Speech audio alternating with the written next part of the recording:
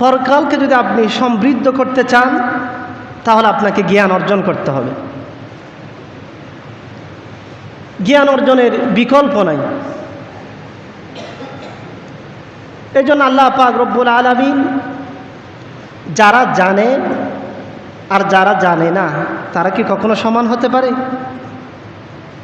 সেই কথা আল্লাহ পাক রব্বুল আলামিন সূরাতুজ জুমারের মধ্যে 39 নং সূরা 9 নম্বর আয়াতের মধ্যে রব্বুল আলামিন বলেন, কুল হাল ইয়াস্তাউিল্লাযীনা ইয়া'লামুনা ওয়াল্লাযীনা লা ইয়া'লামুন।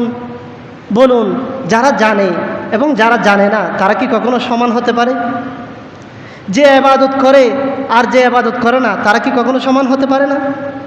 যে মসজিদে আসে আর যে মসজিদে আসে না সে কি কখনো সমান? যে সৎ কাজ করে আর যে সৎ কাজ করে না সে কি কখনো সমান হতে পারে? রব্বুল আলামিন বলেন, আর যে জানে আর যে জানে না, জ্ঞানী এবং মূর্খ কখনো সমান হতে পারে না। রব্বুল আলামিন তারপরে বলেন, ইন্নামা ইয়াতাযাক্কারু উলুল আলবাব। জ্ঞান বুদ্ধ সম্পন্ন ব্যক্তিরাই তারা জ্ঞান অর্জন করে থাকে। যাদেরকে আল্লাহ পাক রব্বুল আলামিন বিবেক দিয়েছেন, জ্ঞান দিয়েছেন, তারাই কিন্তু আল্লাহ তাআলার এই উপদেশ গ্রহণ করে থাকে। তাহলে আমরা বুঝলাম যে একজন মূর্খ আর জ্ঞানী কখনো সমান হতে পারে না। আমলের ক্ষেত্রেও যে ব্যক্তি জ্ঞান আছে, জ্ঞান অনুযায়ী আমল করে না, আর আরেকজন ব্যক্তি জ্ঞান খুবই কম কিন্তু আমল করে, যে ব্যক্তি আমল করে না সে কখনো তার সমান হতে পারে না। এই জন্য আল্লাহর হাবিব সাল্লাল্লাহু আলাইহি ওয়াসাল্লাম বলেছেন, সহিহ বুখারীর বর্ণনায় 71 নম্বর হাদিস, আল্লাহ তাআলা যার কল্যাণ চান, যার ভালো চান তাকে ইলমে দ্বীন দিয়ে, জ্ঞান দিয়ে তাকে পরিপূর্ণ করে দেন। বড় করে বলি সুবহানাল্লাহ। যার কল্যাণ চান তাকে কি দেন? জ্ঞান দেন, দ্বীনের জ্ঞান দেন। এই জন্য এই দ্বীনের জ্ঞান অর্জন করা সকলের জন্য ফরজ। আল্লাহর হাবিব সাল্লাল্লাহু আলাইহি ওয়াসাল্লাম বলেছেন, তালাবুল ইলমি ফারিদাতুন আলা কুল্লি মুসলিম। আল্লাহর হাবিব বলেছেন, পুরুষ বলেন নারী বলেন সমস্ত মুসলমানদের জন্য দ্বীনের জ্ঞান অর্জন করা ফরজ। এখানে শুধু পুরুষের কথা বলা হয়েছে না, পুরুষদের যেভাবে জ্ঞান অর্জন করা ফরজ মহিলাদেরও সেভাবে। পুরুষের চাইতে দ্বীনের বিষয়গুলো মহিলাদের আরও বেশি জরুরি কি না? এই জন্য আপনি যদি দ্বীনই না জানেন তাহলে ইবাদতটা করবেন কি? এই জন্য ইবাদত করার জন্য আপনাকে আগে জানতে হবে। তাহলে বলেন তো, পৃথিবীর মধ্যে যারা বেশি জানে তারা সম্মানিত নাকি যারা জানে না তারা সম্মানিত? নিশ্চয় যারা জানে, যেহেতু আল্লাহ তাআলা বলেছেন, কুল হাল ইয়াস্তাউিল্লাযীনা ইয়া'লামুনা ওয়াল্লাযীনা লা ইয়া'লামুন। যারা জানে এবং যারা জানে না তারা কখনো সমান হতে পারে না। সেজন্য আমাদেরকে জানতে হবে। নামাজের যে বিষয়গুলো জানি না সেগুলো জানতে হবে, যে মাসালাগুলো আমরা জানি না সেগুলো আমাদেরকে জানতে হবে। ঠিক আছে, আমরা দুনিয়াবি পড়ালেখাগুলো করব। আপনার যদি দুনিয়াবি হাজারো পিএইচডি ডিগ্রি থাকে, যদি কোরআন হাদিসের জ্ঞান যদি আপনার না থাকে তাহলে এই জ্ঞান দিয়ে আপনার কোনো উপকার আসবে না। এই জন্য পরকালকে যদি আপনি সমৃদ্ধ করতে চান, পরকালকে যদি উচ্চতর স্তরে নিয়ে যেতে চান তাহলে জ্ঞান অর্জন করতে হবে। এই জন্য আমাদের প্রতিটি মুহূর্তকে পরকালের পাতাই হিসাবে গ্রহণ করতে হবে। রব্বুল আলামিন বলেছেন, ওয়াজিআ ইয়াওমাইযিন বিজাহান্নাম ইয়াওমাইযিন ইয়াতাযাক্কারুল ইনসানু ওয়া আন্না লাহুয যিকরা। ওয়াজিআ ইয়াওমাইযিন বিজাহান্নাম, সেদিন মানুষের সামনে জাহান্নামকে আনা হবে। জাহান্নামের কাছে মানুষ যাবে না, জাহান্নামকে মানুষের সামনে কি করা হবে? 70,000 লাগাম থাকবে, এক এক লাগামে 70,000 ফেরেশতা থাকবে। এই জাহান্নামকে যারা বহন করে আনবেন তাদের সংখ্যা হবে 49 কোটি। বড় করে বলি সুবহানাল্লাহ। রব্বুল আলামিন বলেন ওয়াজিআ ইয়াউমাইযিন বিজাহান্নাম, সেই দিন জাহান্নামকে মানুষের সামনে আনা হবে। মানুষ কি করবে? ইয়াউমাইযিন ইয়াতাযাক্কারুল ইনসানু ওয়া আন্না লাহুয যিকরা। জাহান্নামকে যখন মানুষের সামনে আনা হবে, দুনিয়ার মধ্যে মানুষ যা কিছু করেছে সেগুলো মানুষ দেখতে পারবে। মানুষ তখন অনুশোচনা করবে, হাই হাই আমি কি করলাম। সেই দিন মানুষ অনুশোচনা করবে। সেই দিন মানুষের অনুশোচনা আর কোনো কাজে আসবে না। মানুষ বলবে ইয়াকুলু ইয়া লাইতানি কদ্দামতু লিহায়াতি। মানুষ বলবে আমি যদি এই পরকালের জন্য কিছু প্রেরণ করতাম তাহলে আমার জন্য কতই না ভালো হতো। মানুষ জাহান্নাম দেখে দেখে এই কথাগুলো বলবে, আমি যদি পরকালের জন্য কিছু প্রেরণ করতাম তাহলে বড়ই ভালো হতো। কিন্তু এই কাজ, এই তার বোঝা, এই তার চিন্তাভাবনা, এগুলা সেই দিন আর কোনো কাজ আসবে না। এই জন্য দুনিয়ার সাথে আমাদের সম্পর্ক কমাতে হবে। এখন আমরা দুনিয়ার সাথে সম্পর্ক বাড়িয়ে দিয়েছি আর আখিরাতের সাথে আমরা সম্পর্ক কমিয়ে দিয়েছি। রব্বুল আলামিন সূরাতুর রুম 7 নং আয়াতের মধ্যে বলেন ইয়ালামুনা যাহিরাম মিনাল হায়াতিদ দুনিয়া ওয়া হুম আনিল আখিরাতি হুম গাফিলুন। আমরা এই দুনিয়া নিয়ে খুবই চিন্তিত। দুনিয়ায় ছোট্ট জীবনকে কিভাবে সাজাবো, দুনিয়ার উন্নতর শিখরে কত উচ্চতর পর্যন্ত যাওয়া যায়, আমরা সেটা নিয়ে খুবই অ্যাক্টিভ, খুবই সচেতন দুনিয়ার জ্ঞান অর্জন করার জন্য। রব্বুল আলামিন বলেন ওয়াহুম আনিল আখিরাতি হুম গাফিলুন, কিন্তু পরকাল সম্পর্কে তোমরা বড়ই গাফেল। দুনিয়া সম্পর্কে আমরা বড়ই সচেতন, কিন্তু আখিরাত সম্পর্কে কে বলতেছেন?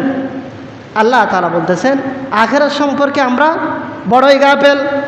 রব্বুল আলামিন আরো বলেন বাল তুসিরুনাল হায়াতাদ দুনিয়া, তোমরা দুনিয়ার জীবনকে প্রাধান্য দিয়ে থাকো, তোমরা দুনিয়ার জীবনকে প্রাধান্য দিয়ে থাকো।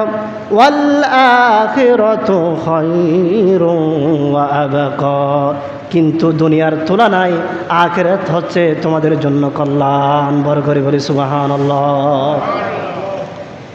এই জন্য রব্বুল আলামিন বলেন দুনিয়া হচ্ছে তোমাদের সীমিত সময়, আখিরাত হচ্ছে চিরস্থায়ী জীবন। এই জন্য তোমরা দুনিয়ার দোকায় না পড়ে আখিরাতের জন্য তোমাদের প্রস্তুতি গ্রহণ করো। কিসের জন্য প্রস্তুতি গ্রহণ করতে হবে? আখিরাতের জন্য প্রস্তুতি গ্রহণ করতে হবে। এখন আমরা কি করি? এখন আমরা সমাজের মধ্যে দেখি যে কারো যদি 5 তলা বিল্ডিং থাকে, 3 তলা বিল্ডিং থাকে, ভালো কোনো চাকরি করে, তাহলে আমরা তাকে দেখে হিংসা করি, করে কি না? আমারও যদি এরকম একটা বিল্ডিং হতো, আমারও যদি বাড়ি হতো, বড় একটা চাকরি হতো, সন্তান থাকতো। রব্বুল আলামিন বলেন এই সন্তান, এই সম্পদ আমি মানুষকে দিয়েছি পরীক্ষা হিসাবে। কি হিসাবে দিয়েছি? পরীক্ষা হিসেবে দিয়েছি। মানুষকে বলতেছে তুমি তার সম্পদ দেখে, তুমি তার অর্থ দেখে, তুমি তার সন্তান দেখে তুমি নিরাশ হইও না, হতাশা হইও না। রব্বুল আলামিন বলেন লা তামুদ্দান্না আইনাইকা ইলা মা মাত্তানা বিহি আজওয়াজাম মিনহুম, তোমাদের মধ্যে আমি কিছু গোত্রকে, কিছু লোককে অর্থ দিয়েছি, টাকা দিয়েছি, পয়সা দিয়েছি, সম্মান দিয়েছি। এই টাকা দেখে, পয়সা দেখে, অর্থ দেখে ওয়ালা তাহজান আলাইহিম, তোমরা মনের মধ্যে কষ্ট পেও না। বড় করে করে সুবহানাল্লাহ। কে বলতেছেন? একই সমাজ আমরা বসবাস করি, কেউ 5 তলা বিল্ডিং বেঁধেছে, আবার কেউ নিচতলায় থাকে।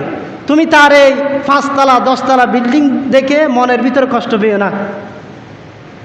এই 5 তলা বিল্ডিং 10 তলা বিল্ডিং তাকে জাহান্নামে নেওয়ার জন্য এই বিল্ডিংয়ে যথেষ্ট। কে বলতেছেন? আল্লাহ তাআলা বলতেছেন। তাহলে আপনাকে যা কিছু দিয়েছে সেটার উপর আপনাকে সন্তুষ্ট থাকতে হবে। কেউ 5 তলার মধ্যে থাকে, সেটার উপরে না দেখে আরেকজনের যে হাত নাই পা নাই তার দিকে দেখেন, তাহলে বুঝবেন যে আল্লাহ তাআলা তার চাইতে আপনাকে অনেক ভালো রেখেছেন। আপনি যখন গাড়িতে করে শহরে যান, বাজারে যান, দেখবেন যে অনেক মানুষ ভিক্ষার বাটি নিয়ে রাস্তায় রাস্তায় হাঁটতেছে, অনেকের পাও নেই, অনেকের হাত নেই। ওই সমস্ত মানুষগুলা থেকে আল্লাহ পাক রব্বুল আলামিন আমাকে আপনাকে অনেক ভালো রেখেছেন। বলেন ঠিক কিনা? এই চিন্তা চেতনা যদি আমাদের অন্তরে থাকে, তাহলে আমাদের পরকালের লালসা, দুনিয়াবি লালসা আমাদেরকে গায়েল করতে পারবে না। এই জন্য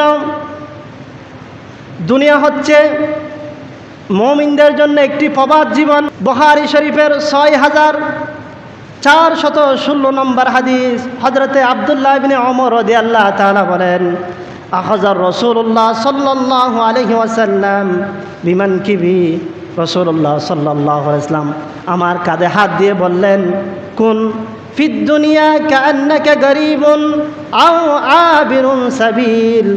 হযরত আব্দুল্লাহ ইবনে ওমর রাদিয়াল্লাহু তাআলা বলেন, রাসূলুল্লাহ সাল্লাল্লাহু আলাইহি ওয়াসাল্লাম আমার গাড়ে হাত দিয়ে বললেন, ও আব্দুল্লাহ ইবনে ওমর, তুমি দুনিয়ার মধ্যে এমনভাবে বসবাস করো যেন তুমি একজন প্রবাসী অথবা একজন মুসাফির।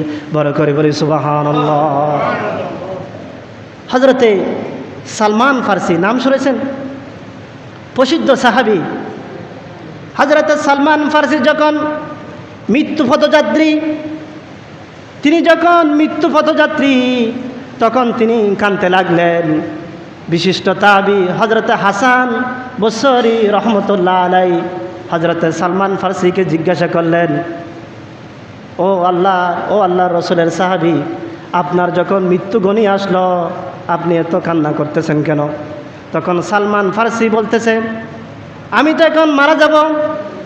এই মারা যাওয়ার সময় আমার নিকট 30 দিরহাম সম্পদ রয়েছে। একজন মুসাফির তো 30 দিরহাম সম্পদ থাকার কথা না। আমি এই 30 দিরহাম সম্পদের দায়ভার আল্লাহ পাক রব্বুল আলামিনকে কিভাবে দিব, সেই জন্য আমি কান্না করতেছি। বড় করে বলে সুবহানাল্লাহ। যে লক্ষ লক্ষ কোটি কোটি টাকা আপনি রেখে যাচ্ছেন, কার জন্য রেখে যাচ্ছেন? এই জন্য দুনিয়ার মধ্যে যে সম্পদগুলো দিয়ে যাবেন, এগুলো হবে আপনার পরকালের জন্য প্রস্তুতি স্বরূপ। এই জন্য রব্বুল আলামিন আখিরাত তার ভয়াবহ সম্পর্কে বলেন, আখিরাত কত কঠিন হবে। রব্বুল আলামিন বলেন, ইয়াউমা লা ইয়ানফাউ মালু ওয়ালা বানুন। সেই দিন আপনার সম্পদ, আপনার সন্তান কোনো কাজে আসবে না। কি আসবে না? কাজে আসবে না। তাফসীর ইবনে কাসিরের মধ্যে এসেছে, স্বামী তার স্ত্রীকে জিজ্ঞাসা করবে, ও আমার প্রাণের স্ত্রী, দুনিয়ার মধ্যে তোমার সাথে আমি কিভাবে ব্যবহার করতাম? স্ত্রী বলবে, তুমি দুনিয়ার মধ্যে আমার সাথে সুন্দর সুন্দর ব্যবহার করতে, আমাকে খুব ভালোবাসতে। স্বামী তখন বলবে, ও আমার প্রাণের স্ত্রী, আমার একটা পুণ্য প্রয়োজন, যে পুণ্যটা হলে আমি জান্নাতে চলে যাব। তুমি যদি আমাকে এই পুণ্যটা দাও তাহলে আমার খুব উপকার হয়। তখন স্ত্রী বলবে, তুমি তো আমার কাছে সামান্য জিনিস চাইছো, সেটা বড় কথা না। এই পুণ্য যদি আমি তোমাকে দিয়ে দিই, হয়তো আমিও দুজকের মধ্যে চলে যেতে পারি। সেজন্য বলা হচ্ছে, ইয়াউমা লা ইয়ানফাউ মালু ওয়ালা বানুন। সেদিন আপনার স্ত্রী, আপনার সন্তান আপনার কোনো কাজে আসবে না। রব্বুল আলামিন আরো বলেন, ইয়াউমা ইয়াযুরুল মারউ মা কদ্দামাত ইয়াদা। সেই দিন মানুষ যা কিছু করেছে, ভালো মন্দ যা কিছু করেছে, সেগুলো সেই দেখতে পারবে। সেই দিন মানুষ বলবে, কাফেররা বলবে, ওয়ায়াকুলুল কাফিরু ইয়া লাইতানি কুনতু তুরাবা। সেদিন তারা মাটি হওয়ার জন্য আল্লাহ তাআলার কাছে প্রার্থনা করবে। আমরা যদি মানুষ না হয়ে মাটি হতাম তাহলে আমাদের বিচার হতো না, ফয়সালা হতো না। মানুষ কাকে বলবে? আল্লাহ তাআলাকে বলবো, আয় আল্লাহ তাআলা, আমরা যদি আজকে মানুষ না হতাম তাহলে আমাদের উপর এই আযাব, এই বিপদ আসতো না। আমাদেরকে আপনি মাটি বানিয়ে দেন। কি বানিয়ে দেন? মাটি বানিয়ে দেন, আমরা মাটি হয়ে যাব। কিন্তু আল্লাহ তাআলা বলতেছে সেটা সম্ভব না। রব্বুল আলামিন আরো বলেন, ইয়াউমা ইয়াতাযাক্কারুল ইনসানু মা সাআ। সেই দিন মানুষ যা করেছে সেই তা আয়নার মতো দেখতে পাবে। আমরা যখন কোনো নিরিবিলি জায়গায় সময় কাটাই তখন আমরা যে অপরাধগুলো করেছি সেগুলো আমাদের মনের মধ্যে, অন্তরের মধ্যে, স্মৃতির মধ্যে বাঁচতে থাকে। সেই দিন জাহান্নামে যাওয়ার আগে মানুষ যে খারাপ কাজগুলো করেছে সেটা তার স্মৃতির মধ্যে বাঁচতে থাকবে। ওয়াবুরিজাতিল জাহিমু লিমান ইয়ারা। সেদিন তারা জাহান্নামের মধ্যে সব কিছু দেখতে পারবে। ফাআম্মা মান তাগা। যারা দুনিয়ার মধ্যে আল্লাহ তাআলার নাফরমানি করেছে, আল্লাহ তাআলার বিধানকে অস্বীকার করেছে, ওয়া আযারাল হায়াতাদ দুনিয়া, আর দুনিয়ার জীবনকে যারা প্রাধান্য দিয়েছে, আল্লাহ তাআলার বিধানকে যারা অস্বীকার করেছে, দুনিয়ার জীবনকে যারা প্রাধান্য দিয়েছে, তাদের অবস্থা কি হবে? ফাইন্নাল জাহিমা হিয়াল মাওয়া। তাদের জন্য রব্বুল আলামিন মাওয়া নামক জাহান্নাম নির্ধারিত করে রেখেছেন। যারা আল্লাহ তাআলার আদেশ অমান্য করেছে, দুনিয়ার জীবনকে প্রাধান্য দিয়েছে, তাদের স্থান হবে জাহান্নামে। আর যারা দুনিয়ার মধ্যে আল্লাহ তাআলার বিধান মেনে চলেছে, মন যা চেয়েছে, মনের কামনা বাসনা মতো কাজ করে নাই, আল্লাহ তাআলাকে ভয় করেছে, তাহলে তার অবস্থা কি হবে? রব্বুল আলামিন বলেন, ওয়া আম্মা মান খাফা মাকাম রাব্বিহি ওয়া নাহান নাফসা আনিল হাওয়া। যেই বা যারা তাদের অন্তরে, তাদের মনে একটা চিন্তা ছিল যে আমরা একদিন আল্লাহ তাআলার কাছে আমাদেরকে দাঁড়াতে হবে, এই দাঁড়ানোকে ভয় করে তারা পাপ কাজ করে নাই, দুনিয়াবি মোহের মধ্যে তারা পড়ে নাই, তাদের স্থান কোথায় হবে? রব্বুল আলামিন বলেন তাদের স্থান হবে ফাইন্নাল জান্নাতা হিয়াল মাওয়া। তাদের স্থান হবে জান্নাতের মধ্যে। বড় করে বলি সুবহানাল্লাহ। আল্লাহ পাক রব্বুল আলামিন আরো বলেন জান্নাতের ভয়াবহ, জাহান্নামের ভয়াবহ অবস্থা কি হবে? ইয়াউমা ইয়াফিরুল মারউ মিন আখিহি ওয়া উম্মিহি ওয়া আবি ওয়া সাহিবাতিহি ওয়া বানি। সেই দিন মানুষ তার ভাই থেকে পালাতে থাকবে, তার পিতা থেকে পালাতে থাকবে, মাতা থেকে পালাতে থাকবে, স্ত্রী তার স্বামী থেকে পালাতে থাকবে, আর সন্তান তার পিতা থেকে পালাতে থাকবে। কেন পালাবে? ইয়াফিরুল মারউ, সেদিন মানুষ পালাতে থাকবে।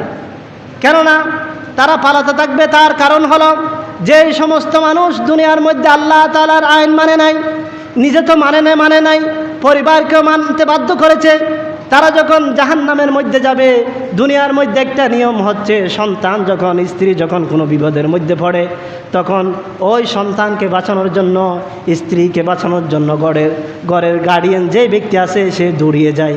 কিন্তু কাল কিয়ামতের ময়দানে তাদেরকে দেখে ওই ব্যক্তি পালাতে থাকবে। বড় করে বলে নাউজুবিল্লাহ। কি জন্য পালাতে থাকবে? তাফসীরের মধ্যে এসেছে সে ভয় করে যে ওই যে দুনিয়ার মধ্যে তাকে অসৎ কাজের নির্দেশ দিয়েছে, এখন সে সামনে আসলে তার এই গুনাহগুলো তার উপর ছড়িয়ে দিবে, সেই জন্য সে ফালাতে থাকবে। রব্বুল আলামিন আরো বলেন লিকুল্লি ইমরিইম মিনহুম ইয়াওমাইযিন শানুন ইউগনি। সেদিন মানুষকে নিয়ে এত ব্যস্ত থাকবে যে উলঙ্গ মহিলা তার সামনে দিয়ে যাবে, এই মহিলাকে দেখার সুযোগ তার নাই। এমন পরিস্থিতি কি হবে? মানুষ শিকার হবে। রব্বুল আলামিন বলেন ওয়ুজুহুন ইয়াওমাইযিন মুসফিরা দাহিকাতুম মুস্তাবশিরা। সেদিন কিছু মানুষের মুখ, চেহারা উজ্জ্বল হবে, তারা হাসতে থাকবে, অন্তরকুলে প্রাণবন্তর হয়ে তারা সচ্ছল থাকবে, তারা হাসতে থাকবে। আর কিছু মানুষ ওয়ুজুহুন ইয়াউমাইদিন আলাইহা গবারা। আর কিছু মানুষ লাঞ্ছিত হবে, তাদের মুখগুলা ধুলায় দূষিত হবে, তারা লাঞ্ছিত হবে, তাদের স্থান হবে উলাইকা হুমুল কাফারাতুল ফাজার। তারা হলো কাফের, তারাই হলো ফাফাসারি। বড় করে বলো নাউজুবিল্লাহ। তাহলে এই কিয়ামতের ময়দানে আমাদের এই অবস্থা হবে। এই দুনিয়া মুমিনদের জন্য কি খানা? জিয়ালখানা। আল্লাহর হাবিব সাল্লাল্লাহু আলাইহি ওয়াসাল্লাম সহিহ মুসলিমের বর্ণনায় 2956 নং হাদিসের মধ্যে বলেছেন, আদ দুনিয়া সিজনুল মুমিন ওয়া জান্নাতুল কাফির। আপনি এই দুনিয়াটা মুমিনের জন্য হচ্ছে জেলখানা, আর কাফেরদের জন্য কি? কাফেরদের জন্য হলো এটা হলো স্বর্গখানা। সেই জন্য দুনিয়া এবং আখিরাত এই দুইটি হচ্ছে সতীন। এই দুইটি হচ্ছে কি? সতীন। আপনি যদি দুনিয়া কামাই করতে চান তাহলে আপনার আখিরাত ধ্বংস হয়ে যাবে, আর আপনি আখিরাতকে যদি প্রাধান্য দেন তাহলে আপনার দুনিয়াকে আপনি সেভাবে নিতে পারবেন না। এই জন্য হযরত আলী রাদিয়াল্লাহু তাআলা বলেছেন, আদ দুনিয়া ওয়াল আখিরাতু দাররাতান। দুনিয়া এবং আখিরাত হলো দুই সতীন। আপনি যদি একজনকে খুশি করেন আরেকজন নাখুশ হয়ে যাবে, আরেকজনকে খুশি করতে গেলে অন্যজন কি হয়ে যাবে? নাখুশ হয়ে যাবে। এই জন্য আমাদের উচিত পরকালকে কি দেওয়া? প্রাধান্য দেওয়া। আমরা মনে করি অনেক সময় ধন সম্পদ, প্রাচুর্য, অনেক সম্পদের মালিক, তাকে আমরা খুশির কারণ মনে করে থাকি না? আমরা অনেক সময় আফসোস করি, হাই হাই ওই ব্যক্তিকে আল্লাহ তাআলা অনেক টাকার মালিক করেছেন, অনেক টাকার মালিক, অনেক সম্পদের মালিক, সে বড়ই শান্তির মধ্যে রয়েছে। কিন্তু আল্লাহ পাক রব্বুল আলামিন কি বলেন শুনুন, সূরাতুল মুমিনের মধ্যে 56 নং আয়াতের মধ্যে আল্লাহ পাক রব্বুল আলামিন বলেন, আয়াহসাবুনা আন্নামা নুমিদ্দুহুম বিহি মিন মালিন ওয়া বানিন নুসারি'ু লাহুম ফিল খায়রাতি বাল লা ইয়াশউরুন। আয়াহসাবুনা, মানুষ মনে করেছে আল্লাহ তাআলা যাকে সম্পদ দিয়েছে, টাকা দিয়েছে, পয়সা দিয়েছে, এই টাকা সম্পদ নুসারি'ু লাহুম ইলাল খায়রাত, তার জন্য কল্যাণ। আমরা মনে করি না আল্লাহ ইতরে মর্তদি বিদেশ জেরে লাখ লাখ টিয়া হামার, কে হামার লাখ লাখ টিয়া হামার, তার বহু সম্পদ দিই, আর কি মনে করি? গৌরবের বিষয় মনে করি। আল্লাহ পাক রব্বুল আলামিন বলেন, বাল লা ইয়াশউরুন, অতএব তোমরা বোঝো না এটা গৌরবের বিষয় নয়, এটা হলো পরীক্ষার বিষয়। এই সন্তানকে যদি আপনি দ্বীনের জ্ঞান শিক্ষা না দেন, এই সন্তানকে যদি দিনদার হিসেবে গড়ে না তোলেন, এই সন্তান, যেই সন্তানকে অনেক কষ্টে লালন পালন করে বড় করেছেন, এই সন্তান কাল কিয়ামতের ময়দানে আপনার বিপক্ষে সাক্ষ্য দিবে, ঠিক কিনা? যেই সম্পদের জন্য আপনার ঘুমকে হারাম করেছেন, দিনের পর রাত সম্পদ অর্জন করেছেন, যেই সম্পদ সন্তানের জন্য দুনিয়ার মধ্যে রেখে গিয়েছেন, এই সন্তান দুনিয়ায় থাকতে এই সম্পদ যখন আল্লাহ তাআলার রাস্তায় খরচ করেছেন, এগুলা কাল কিয়ামতের ময়দানে আল্লাহ আপনার জন্য সহায় হবে। আর যেই সম্পদ দুনিয়ার মধ্যে রেখে গিয়েছেন, হতে পারে এই সম্পদ আপনার সন্তান ভালো কাজেও ব্যবহার করতে পারে, খারাপ কাজেও ব্যবহার করতে পারে। আর খারাপ কাজে যদি আপনার এই সম্পদ ব্যবহার করে, এই সম্পদ আপনার দুজকের কারণ হবে, বলেন ঠিক কিনা? তাহলে সম্পদ এবং সন্তান এগুলা কিসের বিষয় নয়? গৌরবের বিষয় নয়। সম্মানিত হাজিরিন, আসুন আমরা পরকালকে সুন্দর করতে হলে, আল্লাহকে জানতে হলে আমাদেরকে জ্ঞান অর্জন করতে হবে। কি অর্জন করতে হবে? জ্ঞান অর্জন করতে হবে। অনেক মুরব্বী দেখবেন যে জায়গা জমিন আছে না, RS BS এগুলো কিন্তু ভালো জানে না, এগুলো সম্পর্কে আমি এত অভিজ্ঞ না। কিন্তু আপনি একে বলেন একটা সূরা বলেন, ধরো মুরব্বী বয়সে গিয়ে অবাজি নফারি, বয়সে গিয়ে হত ফরগি নফারি, কিন্তু RS BS এগুলো কিন্তু স্ট্রংভাবে পারে কিনা? এই জন্য কাল কিয়ামতের ময়দান আপনারা ধরা খেয়ে যাবেন। জ্ঞান অর্জন করতে হবে, জ্ঞানের কোনো বিকল্প নাই। এজন্য আল্লাহর হাবিব সাল্লাল্লাহু আলাইহি ওয়াসাল্লাম বলেছেন, আল্লাহ তাআলা যার কল্যাণ চান আল্লাহ পাক রব্বুল আলামিন তাকে দ্বীনের ইলম দিয়ে, দ্বীনের জ্ঞান দিয়ে আল্লাহ পাক রব্বুল আলামিন তাকে উপকৃত করে দেন। বড় করে বলি সুবহানাল্লাহ।